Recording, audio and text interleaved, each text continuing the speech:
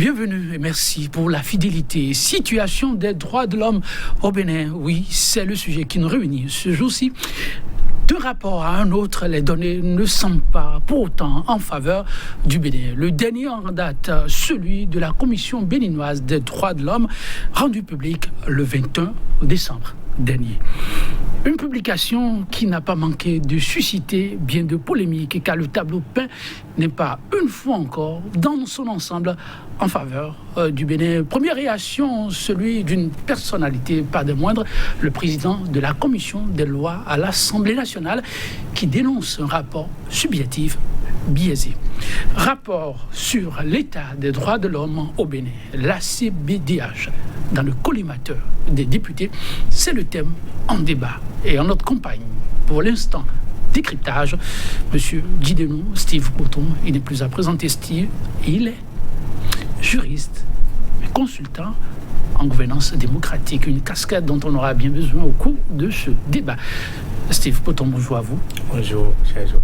Merci de répondre à notre invitation. En face de lui, un homme bien avisé du débat politique, mais très porté aussi sur les données d'ordre relativement aux droits humains. Monsieur Mathieu Ablessi, c'est de lui qu'il est question. Acteur politique, il est membre fondateur du BR, une formation politique qu'on ne présente plus, le bloc républicain. Monsieur Mathieu Ablessi, bonjour à vous. Bonjour Joël, bonjour Steve. Bonjour Monsieur Ablessi. Merci à tous pour la disponibilité. C'est officiel, le contenu du rapport de la Commission béninoise des droits de l'homme sur l'état des droits humains au Bénin. Je me retourne d'abord vers le consultant, la polémique qui suit d'abord ce rapport. Est-ce que vous le comprenez? Eh bien, on a parlé du rapport sur l'état des droits de l'homme au Bénin. Tout à fait. Et je pense que c'est normal qu'il y ait débat autour du rapport. Parce que les questions des droits de l'homme sont des questions éternelles, sont des questions très très sensibles. Donc on peut comprendre le débat qu'il y a autour du rapport. Maintenant, si on aborde les différents aspects qui suscitent le débat, on peut en discuter. On reviendra sur ces aspects très rapidement. Essayer d'apprécier selon les tests. Oui. Ok. Oui, monsieur Mathieu Ablessi. Oui, merci monsieur Etondi. Je pense que globalement, il s'agit de droits de l'homme. Mais il s'agit d'une institution qui, en fait de compte, se prononce sur l'état des droits de l'homme au Bénin. Et je pense que, de ce point de vue, ça fait un problème du fonctionnement du cadre béninois.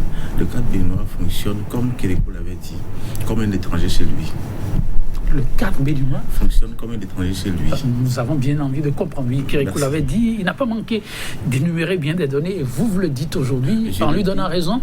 Mais par rapport à ce rapport, je le dis, je vais partir de là pour venir au rapport parce que c'est les cadres qui ont travaillé sur le rapport. Là, ils sont tous béninois, ça c'est vrai. Ils sont béninois. Et c'est l'orientation qu'ils ont donnée au rapport qui fait polémique aujourd'hui.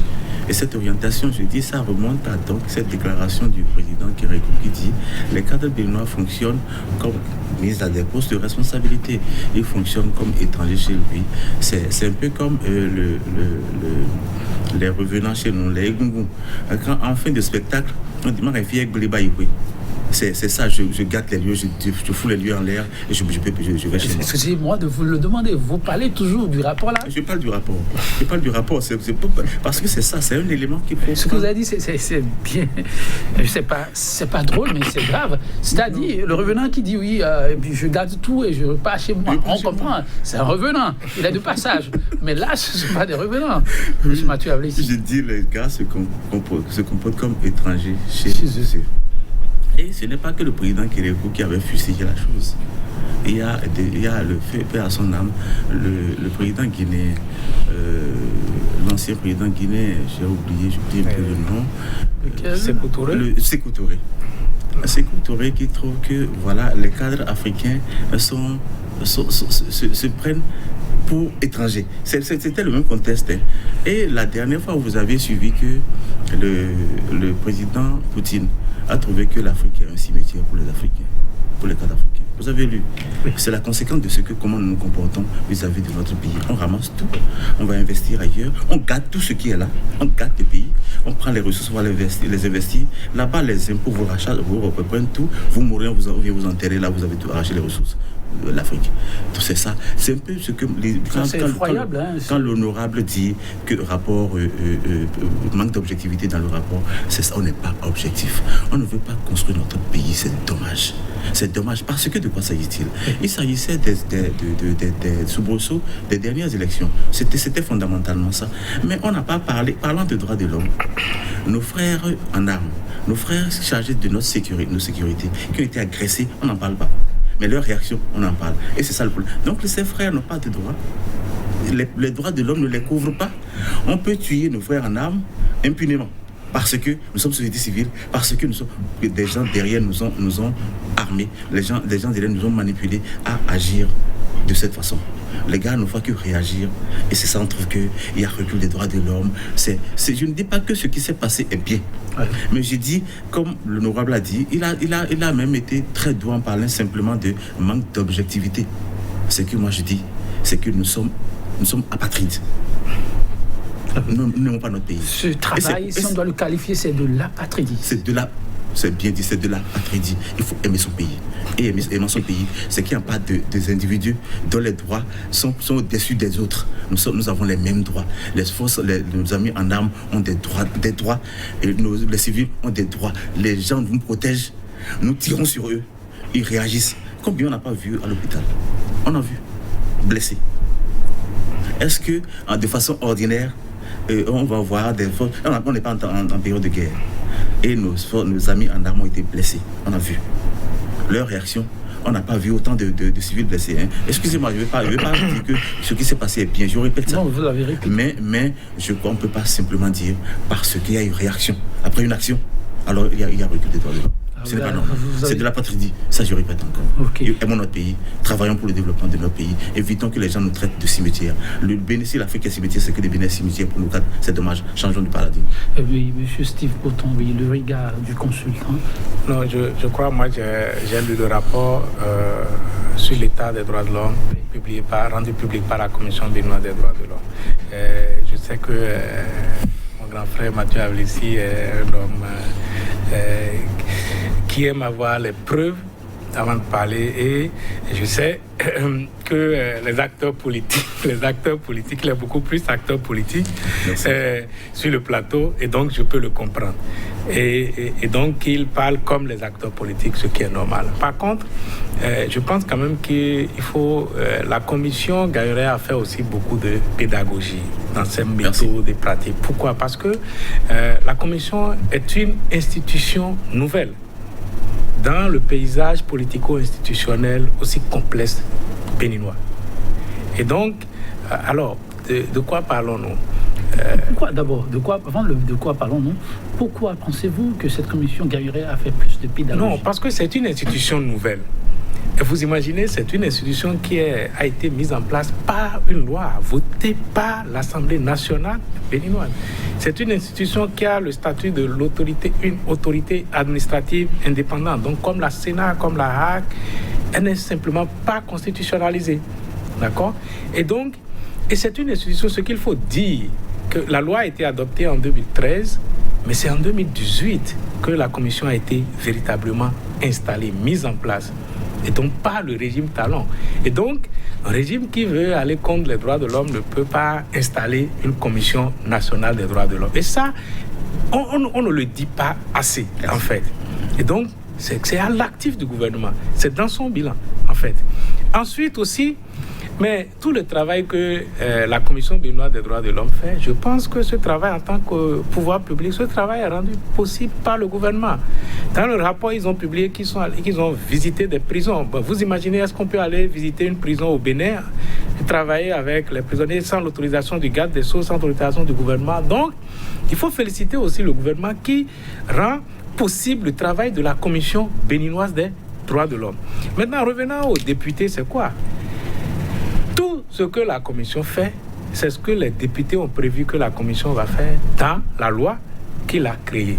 Et parmi les 11 commissaires, il y a 2 représentants de l'Assemblée nationale qui siègent au sein de la commission, qui ont signé le rapport. Est-ce que les députés, le président de la commission des lois est en train de dire aussi que ses collègues députés qui siègent à la commission ont participé à l'écriture d'un rapport biaisé, d'un rapport mal orienté. Je ne crois pas. En fait, et je comprends les réactions des honorables députés. Pendant 30 ans du renouveau démocratique, nous avons fait tellement un focus sur les droits civils et politiques au Bénin, en résumant les droits de l'homme à ça, en fait. Et pour nous, au Bénin, quand on parle des droits de l'homme, c'est les droits civils et politiques. Et nous avons même oublié et abandonné les droits économiques, sociaux et culturels. Quand quelqu'un n'a pas d'emploi, quand la pauvreté gagne du terrain, en dehors de ce qu'on dit, la vie est chère, tout est dur, on n'imagine même pas qu'il s'agit des droits et qu'il y a des mécanismes pour réclamer ces droits à l'État.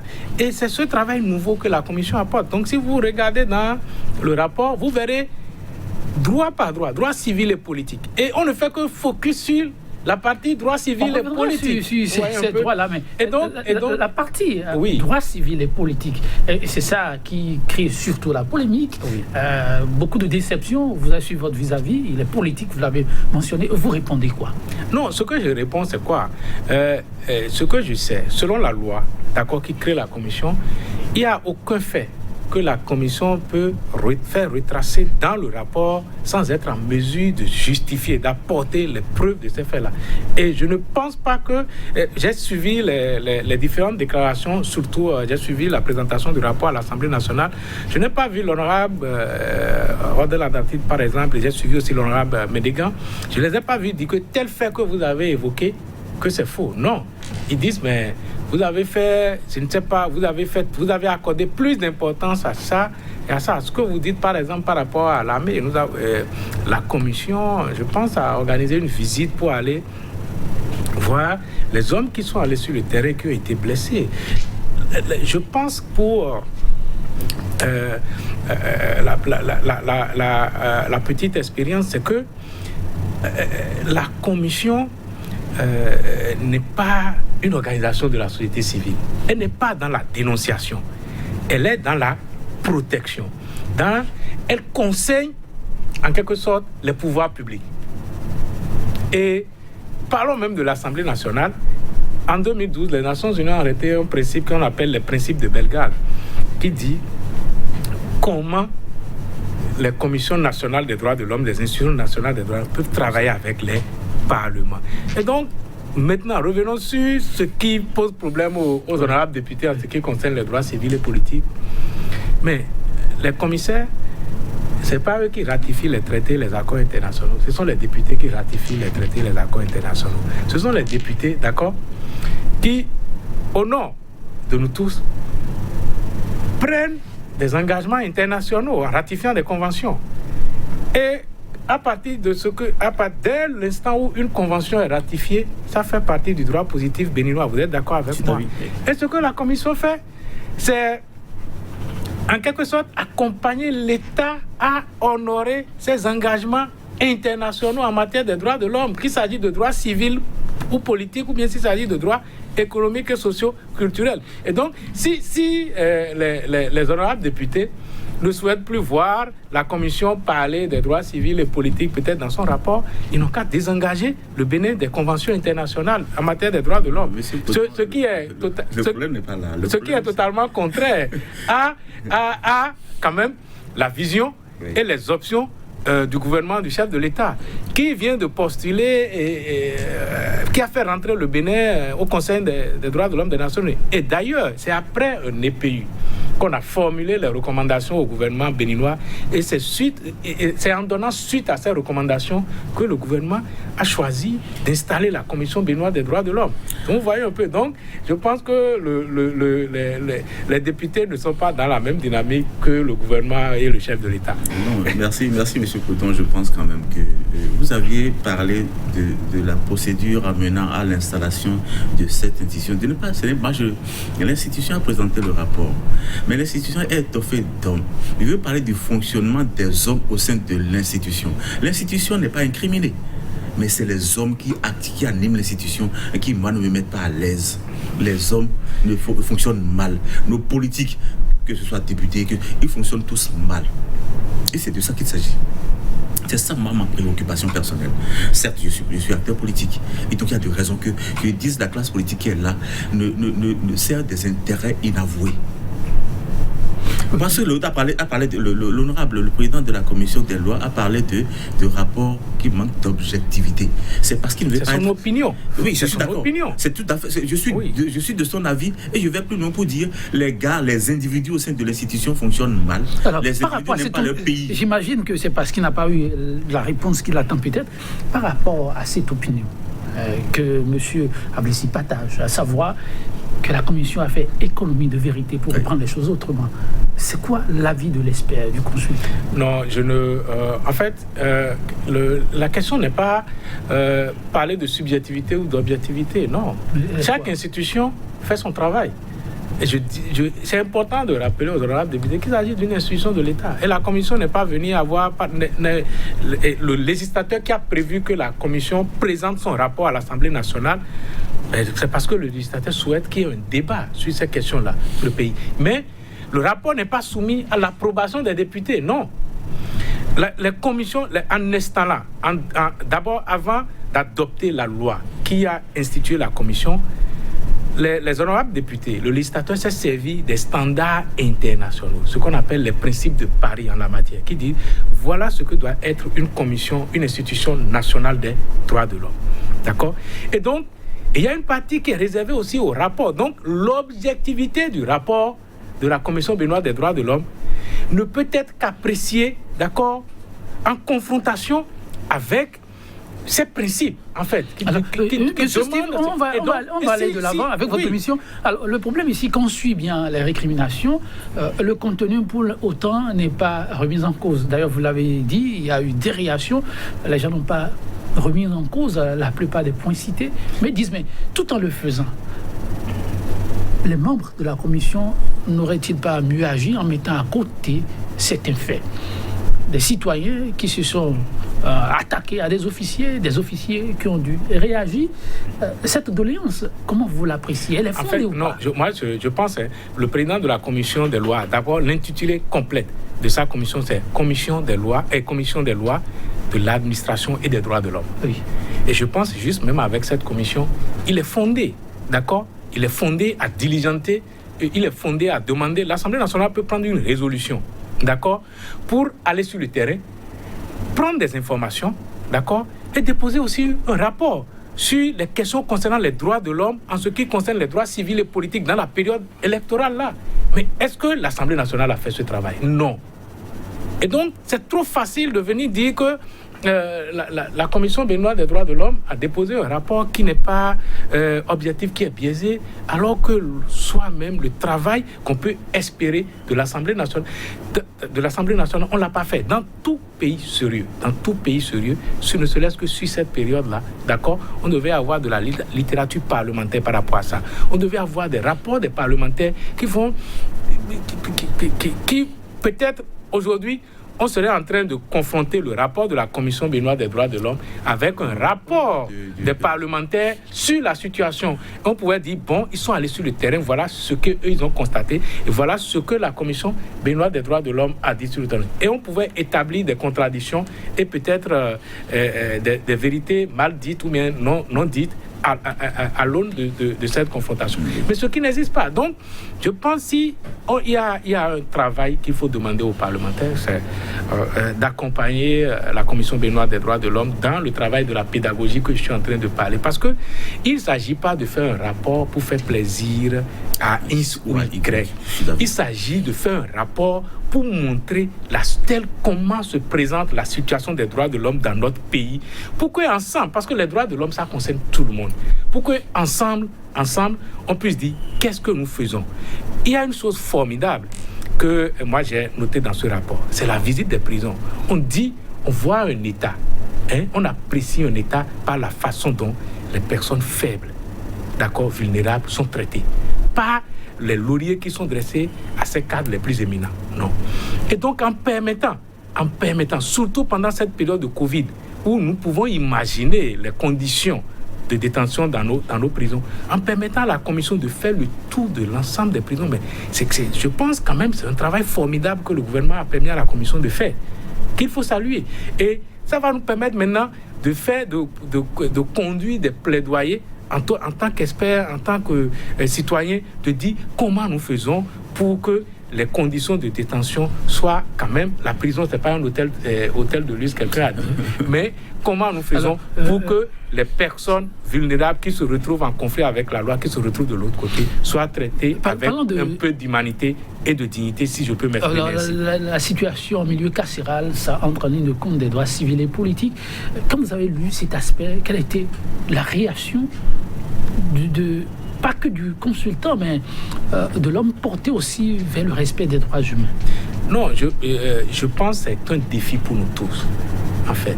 Et c'est ça, j'ai commencé par dire, que c'est un défi pour nous tous de voir, nous sommes un pays des droits de l'homme et on ne peut pas changer demain. C'est rentrer dans nos mœurs.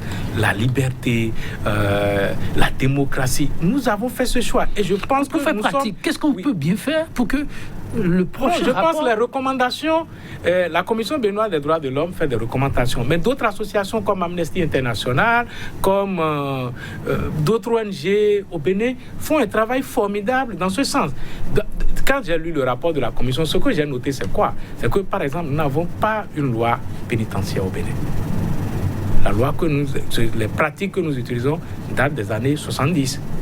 D'accord. Donc ça, par exemple, vous voyez le décalage qu'il y a entre les années 70 et aujourd'hui. Donc, il nous faut une loi pénitentiaire. Le gouvernement a déjà bien fait de confier la gestion des prisons à une agence pénitentiaire. D'accord, qui désormais fait un travail donc on a une, c'est-à-dire quoi, on a, comment je vais dire, on a non je vais pas dire une direction, une équipe de personnes qui s'occupe exclusivement de cette question. C'est placé sous l'autorité du ministère du garde des Sceaux. Donc c'est déjà bien. Donc, et on a participé aussi, on s'est engagé à travers des conventions internationales. D'accord? Et donc, il y a les règles minimales de détention dans les prisons qu'on appelle les règles Nelson Mandela, auxquelles notre pays aussi a souscrit. Donc, comment nous allons faire pour faire respecter ces règles dans nos prisons et tout là? Et de toute façon, le problème le problème carcéral, c'est un problème. Je suivais les débats en France, ils ont le même problème, ils disent qu'il faut construire des prisons. Donc, c'est un problème auquel fait face les États. Et je pense que les recommandations de la Commission béninoise des droits de l'homme dans le rapport, c'est d'abord adopter une nouvelle loi pénitentiaire, former les agents pénitentiaires. Jusqu'aujourd'hui, c'est les policiers ou bien de la police républicaine aujourd'hui qui gardent les prisonniers alors qu'ils n'ont pas été formés à ça. Donc il faut avoir un corps d'agents pénitentiaires. Ça peut améliorer les conditions carcérales dans notre pays. Monsieur Ablessi, la première préoccupation que vous aviez adressée à monsieur Coton concernant les actions des civils sur les forces de l'ordre et la réaction des forces de l'ordre, dans sa réponse, il a trouvé que la commission des lois devrait faire un travail préalable qui l'opposerait à ce rapport. C'est pourquoi je dis qu'en réalité, ce que nous avons le problème dans ce pays, c'est le problème des hommes. Voilà le président de la commission qui n'a pas peut-être fait son rapport, qui n'a pas fait ce travail préalable dont vous avez parlé, et qui, juge le rapport, porte des arguments, des jugements sur le rapport de la commission. Ça aussi c'est un dysfonctionnement. Vous savez comment je dis les choses. Ça aussi il devrait, s'il y a manque d'objectivité, au vu du rapport de ma commission, voici ce qui est dit et voilà ce qu'ils ont fait. Donc il y a un manque d'objectivité. Mais si c'est sur un coup de tête, ça veut dire que c'est un mauvais. Je présume qu'il a un rapport avec lui qui lui permet de porter ce jugement sur le rapport de l'autre. C'est ça qui me justifie pour dire les individus fonctionnent mal. Et donc, tant que ça va pas fonctionner individuellement bien, nos institutions vont mal fonctionner. C'est pourquoi je n'ai rien contre la Commission des droits de l'homme.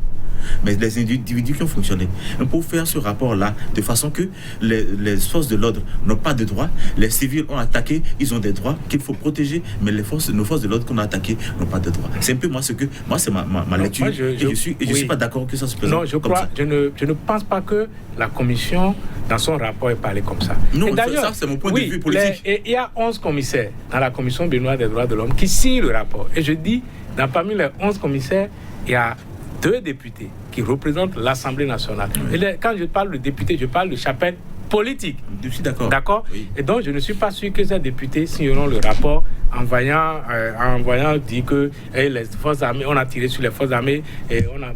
Non, je ne pense pas. Je pense qu'il y a un travail qui a été fait. Je crois, dans les réponses du président de la commission béninoise des droits de l'homme à l'Assemblée nationale, je l'ai entendu dire, ils ont publié certaines images parce qu'ils ont eu l'autorisation des personnes de les publier. Mais ils ne peuvent pas publier les images des forces de l'ordre. Parce qu'en fait, il ne peut pas publier les images, par exemple, des forces de l'ordre qui sont blessées. Je suis d'accord. Vous voyez un peu? Donc, c'est pour ça que je dis, c'est pourquoi j'ai commencé au départ en disant que la commission a été installée par les législateurs sur la base des principes de Paris. Et que les législateurs eux-mêmes gagneraient beaucoup plus, d'accord, à lire davantage les principes de Paris, et ils pourront apprécier maintenant est-ce que l'institution que nous avons créée nous-mêmes, dans laquelle nous avons envoyé 2 représentants, est-ce que, comme un fleuve, l'institution ne déborde pas de son lit? Et là, on pouvait parler clairement. Mais par contre, moi, quand j'ai lu les réactions des honorables députés, en tout cas de certains honorables députés, j'étais inquiet. J'ai dit, mais attention, ça veut dire quoi? Le cap fixé par le gouvernement, surtout qu'il s'agit des députés de la mouvance présidentielle, ça veut dire qu'ils sont opposés au cadre, au travail que fait le gouvernement au quotidien. Qu'est-ce que vous faites dire ça? Oui, mais attendez. Vous dites que ils ont dit que c'est comme si... il y a même un député qui a dit que c'est comme si la Commission travaille pour les Nations Unies. Oui. Le Bénin, à partir du 1er janvier, va siéger dans le Conseil des droits de l'homme des Nations Unies. Ce n'est pas la Commission qui a demandé au gouvernement béninois de porter candidature de l'État béninois. Non, c'est le gouvernement sait ce qu'il recherche en... s'inscrivant dans une dynamique. Je vous ai dit, c'est après le pays de 2017 que le gouvernement en 2018 a décidé, parce que c'était des recommandations qui ont été formulées au gouvernement, d'installer la Commission béninoise des droits de l'homme. Donc je ne comprends pas, en fait, c'est pourquoi, en fait, il s'agit d'une institution de l'État. Ce n'est pas une ONG qui a déposé un rapport, non.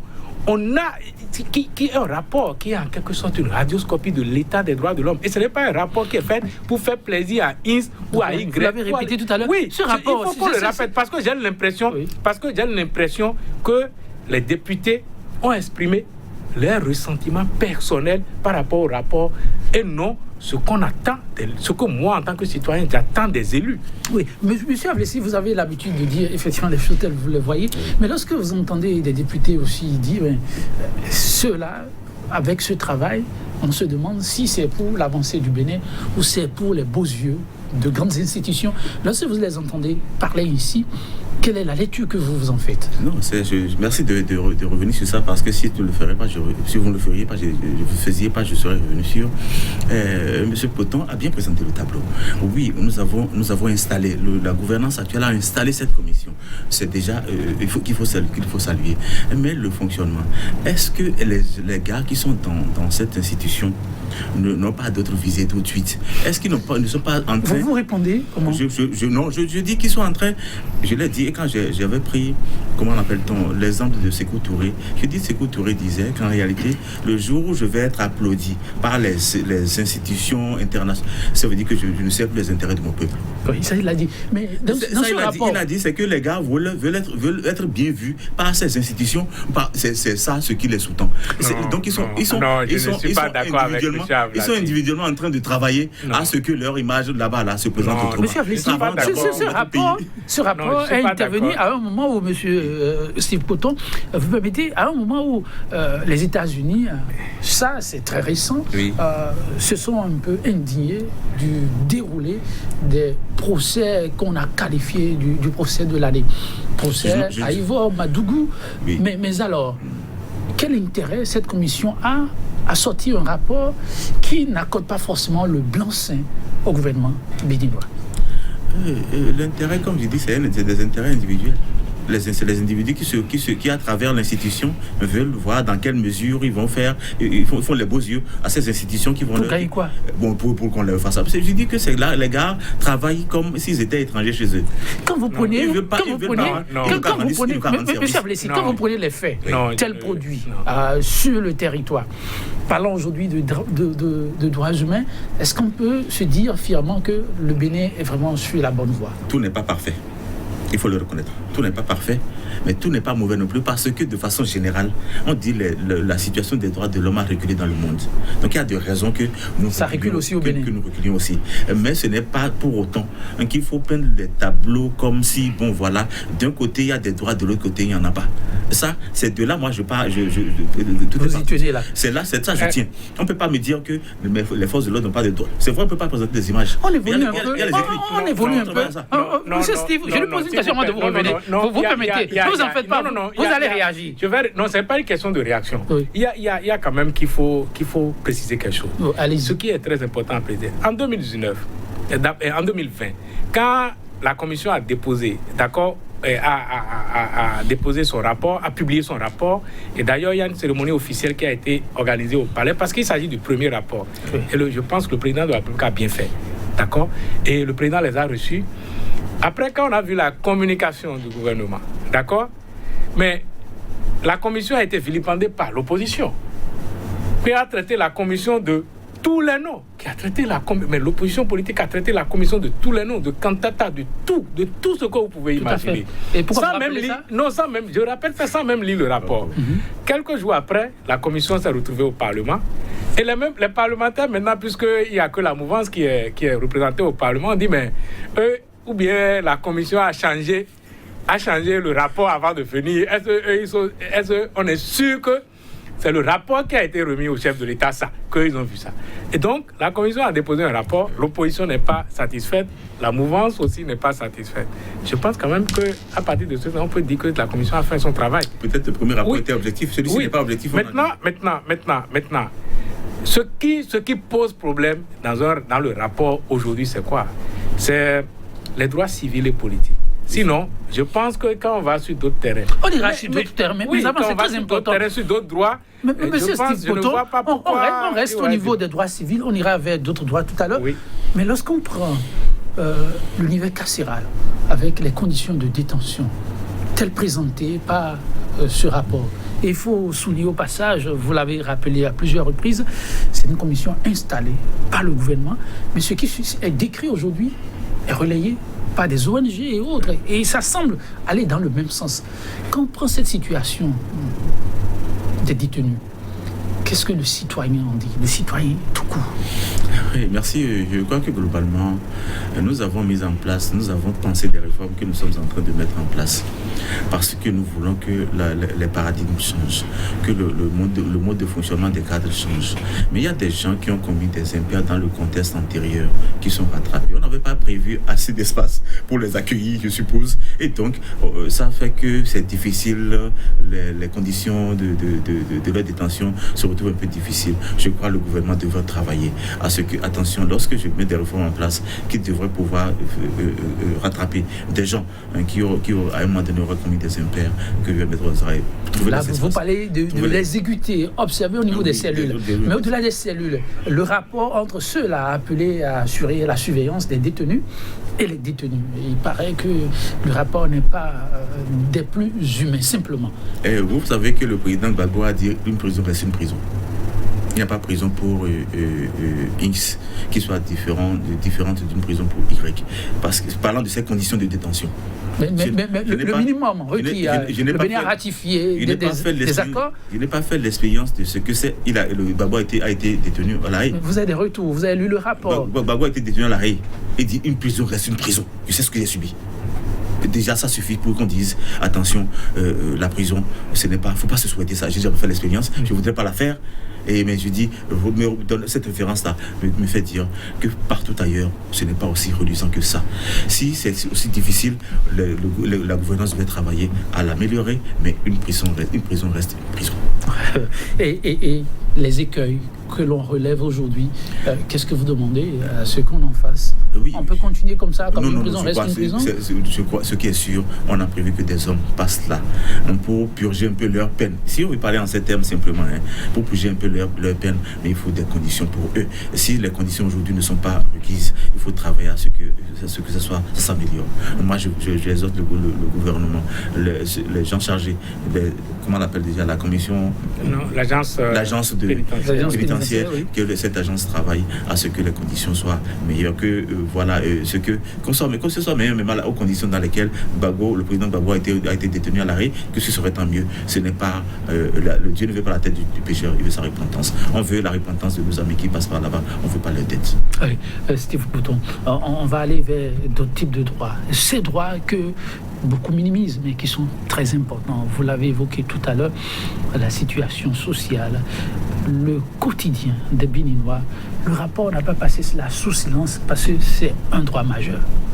Oui, évidemment. Et c'est pour ça que je dis, mais il s'agit d'un rapport, d'accord, qui nous présente le tableau des droits de l'homme au Bénin et qui présente les défis. Parce qu'à la fin, la Commission formule des recommandations. Là où on voit dans la mise en œuvre d'un droit, il y a un problème où il faut peut-être prendre des arrêts, il faut adopter de nouvelles lois. La Commission produit ses conseils. Donc, le travail que le législateur a demandé à la Commission, en fait, c'est quoi? C'est d'aider l'État à protéger les droits de l'homme. Et à ce titre, la Commission conseille, d'accord, toutes les institutions de l'État, pour ne pas dire les pouvoirs publics d'une manière générale, qui peuvent solliciter l'avis de la Commission, d'accord, et la Commission peut même publier son avis pour dire telle institution m'a sollicité pour l'accompagner sur un projet. Voilà ce que je lui ai recommandé, je lui ai conseillé de faire. Donc, la Commission n'est pas là pour être gendarme de l'État, du gouvernement. La Commission n'est pas dans la revendication des droits, non. La Commission accompagne l'État à honorer ses engagements internationaux en matière des droits de l'homme, d'accord, et à attirer l'attention des pouvoirs publics sur là où les problèmes se posent. Par exemple, en ce qui concerne les droits économiques et socio-culturels, la mise en œuvre des droits économiques, par exemple, on est en train de construire des marchés, d'accord, on est en train de faire un certain nombre de choses dans le pays. Quand on construit une route, c'est des droits socio-économiques qu'on est en train de mettre en œuvre. Et ils ont leur spécificité, ils ont leur logique. En fait, les droits économiques et socio-culturels. Et donc, quand la Commission présente le tableau, la Commission fait des recommandations et demande au gouvernement d'aller vers ce sens, de faire ci, pour aller de l'avant. Maintenant, la Commission n'est pas un ministère qui a des projets à mettre en œuvre pour réaliser des droits au profit spécifique, au profit des citoyens. Non, la Commission accompagne l'État dans le respect des engagements internationaux. Mais au-delà avant même les engagements internationaux, nous avons le titre 2, d'accord, de la Constitution du Bénin qui est dédié aux droits et aux devoirs de la personne humaine sur le territoire béninois. La Commission regarde aussi tout ça. Nous avons la Charte africaine des droits de l'homme et des peuples qui fait partie intégrante de notre Constitution, que la Commission accompagne l'État dans le respect de cette charte-là et travaille avec les mécanismes régionaux, les mécanismes internationaux, juridictionnels et non juridictionnels, auquel le Bénin a souscrit. Ce n'est pas la Commission qui va faire adhérer le Bénin à cette convention. Non, c'est l'État à travers ces institutions, dont l'institution principale qui joue ce rôle, le Parlement. Et donc, je reviens au point du départ. Tout ce que la Commission fait, c'est ce que le parlementaire, le législateur, a prévu que la Commission doit faire. Alors, droits sociaux, économiques et culturels, je reste à ce niveau. La Commission présente aussi un tableau pas vraiment reluisant. Les recommandations, oui, on va puiser là-dedans. La balle est dans le camp du gouvernement. Mais avant ces recommandations, les Béninois, en dépit des efforts, ça ne va pas dans les assiettes. Ça, c'est sérieux. Mais le gouvernement, c'est une continuité. Hier, il avait été annoncé le repas sur le feu. Bon, la suite n'a pas été reluisante. Aujourd'hui, c'est le socialement correct qui est annoncé. Le rapport d'aujourd'hui ne dit pas quelque chose de si nouveau que ça. Là encore, d'autres voix s'étaient levées pour dire ça ne va pas. Qu'est-ce que ce rapport pourrait vraiment apporter de plus, d'après vous? Non, globalement, je pense que, comme je l'ai toujours dit, tout n'est pas parfait dans ce qui se fait. On a beau penser faire bien les choses, tout n'est pas encore parfait. Mais voyons un peu d'où nous sommes partis pour aller là où nous avons projeté nous retrouver. C'est un processus. Et dans ce processus, je sais que il y a beaucoup de frères diplômés de ci ou de ça à la maison. Il y a tout est gelé. Il y a beaucoup qui sont allés à la maison parce que les réformes ont affecté des structures. On a dû fermer des structures. Ça continue de se faire. Et tout ça, en matière de droits sociaux, économique, ça nous affecte tous parce que ces parents à la maison viennent vers toi, Trauma 200 francs, on t'appelle le matin. Vous aussi, vous avez des appels? Mais dis donc, Trauma, envoie-moi, un parent m'appelle, dit s'il te plaît, envoie-moi 600 francs parce que j'ai besoin de 500 francs pour faire les 500, les 100 francs vont partir des frais, dans les frais, j'ai besoin de 500 francs, 600 francs s'il te plaît. Tu fais l'effort de m'envoyer 600 pour que je puisse avoir les 500. Ça, c'est symptomatique de ce qui se passe, c'est le tableau socio-économique. Vous êtes d'accord pour le tableau? Je suis d'accord que ça ne va pas. Ça ne va pas, mais on ne peut pas, c'est pas avec des baguettes magiques qu'on va changer le cours des choses. C'est un processus. Des choses ont été annoncées. Le SMIC, on en a parlé ici. Et ça, on a annoncé le relèvement du SMIC. On a annoncé comment on appelle des recrutements pour l'année prochaine. Ainsi de suite. Je crois que c'est des choses qui progressivement vont s'améliorer. Les recrutements, mais au même moment, des entreprises vont pouvoir tenir et ne pas fermer. Parce que s'il y a éventuellement des entreprises qui sont obligées de fermer avec l'effectif que ça comporte et qu'on arrive à recruter peut-être le tiers de l'effectif, ça va être... Les 10 entreprises se mettaient certainement dans une certaine contre-performance. Les nouvelles, là on va mettre les nouveaux, ça va se passer autrement. Donc il n'y aura plus de fermeture. Il y aura un contexte autre qui va accueillir les enfants aujourd'hui pour leur permettre d'apprendre à faire le travail parce que, je dis, il n'y a pas une école d'expertise, c'est la pratique qui confère l'expertise. Si aujourd'hui Steve parle en ces termes, c'est parce que c'est la pratique, ce n'est pas seulement les livres, ce n'est pas seulement la qualification académique, c'est sa pratique des choses et qu'il lui faut parler en ces termes-là. Et donc on voudrait que nos enfants apprennent à pratiquer ce qu'ils ont appris. Et ce n'est qu'à travers les structures, à travers les sociétés, à travers les institutions qui sont en place. Et donc je pense que le contexte s'améliore pour que nos enfants apprennent à pratiquer ce qu'ils ont appris et qu'ils soient experts que chacun soit expert dans ce qu'il a appris. C'est ça qui fera le développement. Mais on ne voudrait plus des trucs, de l'amateurisme dans le développement du pays. On veut que les choses soient pérennes, que les individus soient régulièrement formés et outillés pour faire le travail pour le développement. Le programme d'action du gouvernement pour ce nouveau quinquennat est déjà connu. Le rapport avec ces recommandations, est-ce que ça rassure simplement les citoyens que vous êtes que les Béninois vont sortir la tête de l'eau? C'est un processus et je crois que tous ne vont pas... Si ceux qui vont prendre le train en main, ceux qui vont comprendre, vont croire en ce qui se fait et qui vont travailler à se repositionner, vont sortir la tête de l'eau. Mais lorsque vous pensez que le ciel est tombé sur ma tête, là, ça vous écrase. C'est aussi simple que ça. Travailler à se dire, attention, les contextes ont évolué, je me mets dans le contexte nouveau pour avancer. Et là, ça va avec vous. Mais si vous baissez les gardes, les contextes risquent de vous écraser. C'est naturel. C'est le processus c'est la sélection naturelle. Vous tenez, vous avancez, vous ne tenez pas, on avance en vous. Je me retourne vers le consultant, même question, mais je vous la pose autrement.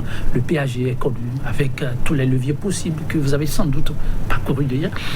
Quand on prend les recommandations aujourd'hui et le tableau peint par la Commission sur ce plan, pensez-vous qu'on peut sortir de l'auberge ou des ajustements s'imposent?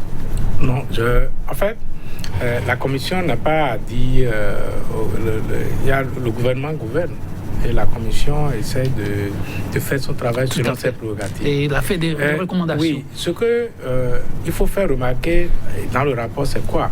Par exemple, ensuite, les questions des ODD, l'État béninois, ce n'est même pas le gouvernement, l'État béninois a fait des options dans les ODD pour dire ça constitue pour moi une priorité. Et le gouvernement, à travers le ministre des Finances, d'accord, le ministre d'État en charge de l'économie et des finances, a mobilisé un fonds record exclusivement pour des OZZ qui vont être orientés vers le social.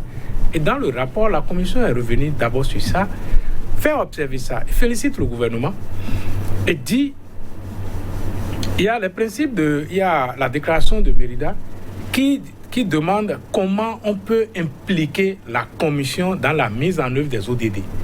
Parce que la réalisation des ODD d'accord, concourt à la réalisation des droits humains. Et donc, pour le faire, par exemple, je vous ai dit, les droits économiques, d'accord, ne sont pas comme les droits civils et politiques. L'État a une obligation de résultat, alors que les droits économiques, l'État a une obligation de moyens. Et comment utiliser les moyens adéquatement? La Commission peut être utile à ça, peut conseiller, peut-être conseiller, c'est trop fort, mais peut en quelque sorte participer à la mise en œuvre des standards internationaux. Parce que pour les droits civils et politiques, c'est très simplement du droit de vote. Le citoyen a voté ou il n'a pas voté. Mais on dit, droit économique, toute personne a droit à l'emploi. Si l'emploi n'est pas disponible, qu'est-ce qu'il faut faire? Donc, c'est la particularité des droits économiques et socio-culturels, ça. Et donc, les Nations Unies ont réfléchi, on a mis en place un standard pour dire voilà comment les institutions nationales des droits de l'homme peuvent accompagner le gouvernement dans la mise en œuvre, dans la réalisation de ces droits de l'homme. Et tous les pays ont ce problème. Ce n'est pas au Bénin qu'on a connu les Gilets jaunes, c'est en France qu'on a connu les Gilets jaunes. Le Bénin veut marquer les esprits. Exactement. Et dans cet engagement, on y parvient comment avec le tableau qu'on a aujourd'hui? Les recommandations de la Commission dont vous demandez, c'est quoi? Quelque chose à ajuster? Non. Il y a de ce que dans la réalisation, par exemple, de ces ODD prioritaires pour le Bénin, que le gouvernement associe juste la Commission, comme la déclaration de Mérida recommande. Parce que la réalisation des droits économiques et socio-culturels, il s'agit aussi que ça peut beaucoup impacter. Oui, c'est la réalisation aussi des droits de l'homme. Et que nous cessions de faire focus sur les droits civils et politiques. Vous demandez... Je ne dis pas... Bon, moi, il faut que je parle maintenant professionnellement. J'ai eu la chance de piloter un petit projet avec la Commission pour le compte de l'USAID. Et c'est un projet au profit des jeunes. Nous avons fait des focus group, d'accord, où avant d'organiser des ateliers pour avoir une idée des aspirations et des attentes des jeunes. Mais je vous assure tout, ils ne nous ont pas parlé des droits civils et politiques. Et c'est pour ça que je dis c'est déjà acquis en fait pour les Béninois.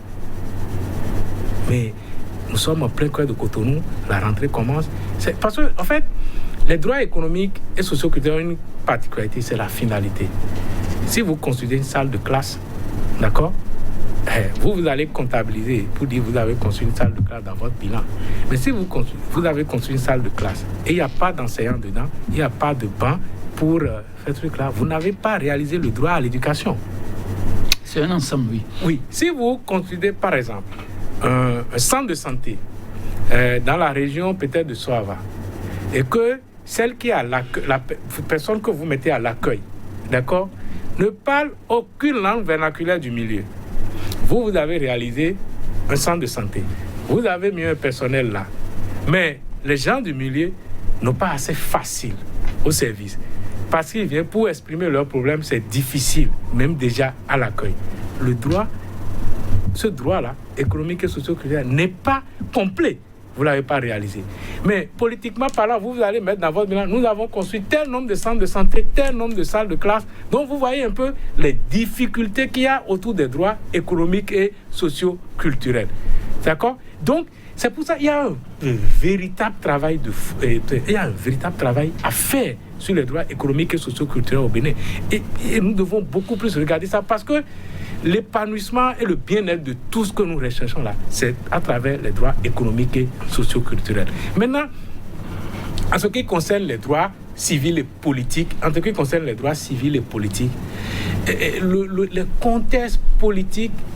les contextes politiques feront en sorte qu'il y aura toujours de problèmes de réajustement à faire. Il y aura toujours de réformes qui vont en quelque sorte, je me rappelle quand on a introduit la LEPI, on sait tout ce que ça a créé. D'accord, de guéguerre entre les acteurs politiques. Aujourd'hui, il y a des réformes politiques qui aussi soulèvent les mêmes guéguerres. Donc, chaque fois, peut-être demain, c'est un autre problème. Mais par contre, sur certains principes, la démocratie, les droits de l'homme, nous sommes tous d'accord. Et la Constitution du Bénin n'a pas changé par rapport à ça. Vous voyez un peu. Donc, soyons réalistes et regardons les problèmes que nous avons en face et cherchons ensemble les solutions à ces problèmes. Et c'est ce que les honorables députés devraient faire, au lieu de parler de la subjectivité du rapport. La Commission n'a pas fait un rapport pour le faire plaisir. La Commission a fait un rapport pour présenter le tableau des droits de l'homme au Bénin pour qu'ensemble, nous puissions travailler pour en quelque sorte régler ces problèmes. Et le gouvernement le fait bien déjà. Monsieur Mathieu Avlissi, ils sont nombreux, ces sachants, qui pensent que les droits socio-culturels ont un lien direct aussi avec les droits civils et politiques. Le Bénin traverse une période où politiquement ce n'est pas la quiétude, ce n'est pas la stabilité. Alors, pour faire de ces droits une réalité, pour l'année qui s'annonce, que faudra-t-il faire et quelle pourrait être aussi la contribution du politique que vous êtes? Oui, je crois que globalement, on a parlé d'objectivité dans le rapport de la commission, mais tout n'est pas, on ne va pas cracher sur tout ce qui est présenté. La commission ne l'a pas fait non plus. Non, la commission, il y a des recommandations de la commission par rapport aux différents droits économiques, sociaux, droits politiques et civiques. Et donc, il faudrait que l'État prenne en compte le lien entre les deux pour voir dans quelle mesure les recommandations pourraient être mises en œuvre parce que le plus important, c'est le mieux-être du plus grand nombre qui devrait intéresser. Et si on doit travailler à ça, il ne faudrait pas que tout ce qui se présente, oui, objectivité, on veut bien, mais tout n'est pas à rejeter dans ce que les gens présentent. Maintenant, j'exhorte les cadres à travailler pour le développement de leur pays, qu'on arrête de fonctionner comme si on avait fait qu'on travaille pour le développement, qu'on travaille pour servir notre nation. Et le reste, ça viendra. Ils sont un certain nombre, malheureusement, la question revient aussi sur le tapis de ces Béninois qui arrivent ou qui ont déjà démontré leur capacité à mettre des graines en terre et qui, par la suite, ont porté des fruits. Et ils sont loin de leur territoire. Est-ce qu'un travail peut être fait en lien avec les attentes que recommande ce rapport? Nul ne sera de trop. Nul ne sera de trop, et quelle que soit la position des individus, au mouvement sous opposition, je dis, tous ceux qui en apporteraient au mieux-être du plus grand nombre, au mieux-être à la conjonction entre les deux grands groupes de droits, que tous soient mis à contribution. Moi, je dis, je ne veux pas faire de distinction, que tous les Béninois aient pris de paix, que tous les Béninois qui veulent le développement de leur pays, que la gouvernance, parce que c'est eux qui ont la manœuvre aujourd'hui, qu'on leur fasse appel pour qu'ils apportent leur pied à la constitution de ce pays. C'est moi ce que je pense, et je pense que le président Talon ne pense pas autrement. Tout le monde doit mettre la main dans la pâte pour que, préparer, nous mettons la main dans et nous mangeons ensemble. Steve Coton, quelle pourrait être la contribution du citoyen lambda? C'est vrai, le rapport, c'est d'abord adressé au gouvernement, à l'État béninois, mais le citoyen lambda, quelle peut être sa part? Non, notre part d'abord, c'est d'être très très exigeant envers les personnes à qui nous avons confié des responsabilités, notamment les élus. Parce que c'est la gouvernance politique du pays, c'est le personnel politique, donc c'est le personnel de décision. Donc nous devons être très très exigeants envers eux. Et moi, je veux être très très exigeant envers les honorables députés. C'est vrai que la commission est une institution nouvelle dans le paysage institutionnel béninois, mais elle a été créée par une loi et elle ne fait que faire ce que les députés, en quelque sorte, elle ne fait que travailler selon les engagements internationaux que les députés ratifient. Donc nous devons tenir compte de ça. Ensuite, ce que nous pouvons faire en tant que citoyens, quand même il y a un truc qui est très marquant dans le rapport, que nous n'avons pas évoqué dans le débat, que je vais reposer rapidement. Ce n'est plus possible, par exemple, que la Cour constitutionnelle rende des décisions et dise que la détention provisoire de telle personne est contraire à la Constitution et que la personne ne soit plus automatiquement libérée. La Commission l'a fait remarquer dans son rapport. Vous voyez un peu? Et donc, c'est sur ces sujets que les députés doivent se mobiliser pour voir, bon, quel est notre arsenal juridique? Qu'est-ce que nous faisons pour que des situations du genre n'en arrivent plus dans notre pays? D'accord? Parce que le bien-être et l'épanouissement de tout ce pour lequel nous travaillons là, même si parfois nous ne prenons pas les mêmes directions, je pense quand même que nous devons être en mesure de nous entendre sur des minima pour dire, au-delà de tout ce que nous disons, on peut s'entendre aussi sur ça. Et je pense, moi j'ai été sidéré de voir dans le rapport que, et je le répète, le gouvernement a autorisé la commission à aller visiter les maisons d'arrêt et les prisons. Mais quand même, c'est très bien. Parce que s'il n'y avait pas eu visite, les problèmes qui sont soulevés, d'accord, dans ce rapport, on ne serait pas informé. Et nos prisons seront comme des boîtes. Nous serons là en train de circuler dans Cotonou. Et ce qui se passe à l'intérieur de la prison civile de Cotonou, nous irons tous. l'humanité qui serait en train de disparaître, là, nous ne serons pas informés de ça. Et moi, en tant que citoyen, je ne pense pas que c'est bien pour nous. Et les droits de l'homme ont une particularité avec les acteurs politiques. Quand on est en position de force, on ne croit pas trop en les droits de l'homme. C'est quand on est en position de faiblesse qu'on pense que les droits de l'homme, c'est très important dans un pays. Et je ne souhaite à quiconque de se retrouver en position de faiblesse demain, mais je pense que les droits de l'homme dans notre pays, d'accord, sont très importants et nous pouvons garder ça comme un minimum sur lequel nous nous entendons. Merci beaucoup. Votre conclusion ? Conclusion, je crois que l'un dans l'autre, parlant de droits, nous avons tous des droits. Et je pense que le gouvernement, la gouvernance, l'exécutif qui a la manœuvre devrait œuvrer à ce que chacun, dans une position ou dans l'autre, ses droits soient respectés. Il peut y avoir des mouvements sur opposition, que les droits soient respectés. Parce que le demain, c'est loin. On peut plus se retrouver en position de faiblesse demain. Et là, on allait subir les coups de ce qu'on aurait fait aujourd'hui. Donc, travaillons à l'équité dans les droits. Travaillons à l'équité dans les droits. Steve dira quoi pour conclure ? Je dirais la même chose que le grand frère. Travaillons à l'équité dans les droits, surtout les droits humains.